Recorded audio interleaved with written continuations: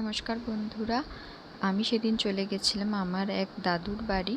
তো এখানে দেখো সারি সারিভাবে তাল গাছ দাঁড়িয়ে আছে, অথচ বাড়ির লোকেরা কেউ পায় না, বাইরের লোকেরা সব তাল নিয়ে চলে যায়, এদের একটাও দেয় না। তো আমি আর মামি ঠিক করেছিলাম একটু গঙ্গার ধারে ঘুরতে যাব। তো তাই এসেছি। এখানে ছোট ছোট নৌকা বাঁধা আছে, মনে হয় মাছ ধরতে নিয়ে যায়, আমি ঠিক এটা জানি না। আর ওদিকে বড় বড় নৌকাগুলো মেরামত চলছিল, মেরামত করে তারপরে এখান থেকে ওনারা আবার ওনাদের কাজের জন্য বেরিয়ে যায়। আর এখানে রয়েছে মন্দির, শ্মশান কালী মার মন্দির, তার সাথে রয়েছে শিব মন্দির, রাধাকৃষ্ণের মন্দির। মন্দিরটা পুরো একসাথেই। আর মন্দিরটা এখন খোলা নেই, তাই ভিতরে আমি গিয়ে দেখাতে পারিনি। সেই সন্ধ্যাবেলা খুলবে, সন্ধ্যা আরতি হয়, আরও অনেক কিছু হয়, নাম কীর্তন।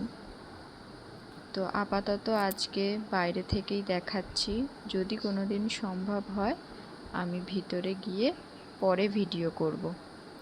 আর ওইদিকে আমি মন্দিরটার ভিডিও করছিলাম, আর এখানে আমার মাসি মামিরা সবাই চলে এসেছে আমাকে রেখে।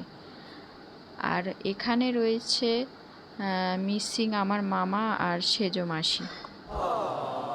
যাই হোক, ওদের খুব তাড়াহুড়ো, ঘুরতে যাবে বলে গঙ্গার ধারে একটু হাওয়া খাবে। তো এত সুন্দর জায়গাটা, আমি এই সন্তোষপুরের গঙ্গার ঘাটে প্রথম আসলাম। জায়গাটা খুব সুন্দর, আর এই যে সোজা লম্বা রাস্তাটা খুবই ভালো লাগছে দেখতে। আর ওই দূর থেকে দেখো একটা কালো মেঘ উঠছে, মনে হয় না বরুণ দেবতা সেটা সহ্য হবে আমাদের এই ঘোরা আর আনন্দটা।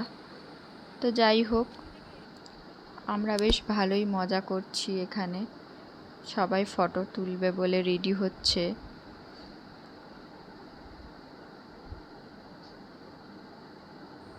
তো এই যে আমরা গঙ্গার পাড়ে চলে এসেছি, অলরেডিও অনেকে ফটোশ্যুট করা শুরুও করে দিয়েছে আমাকে ফেলে রেখে।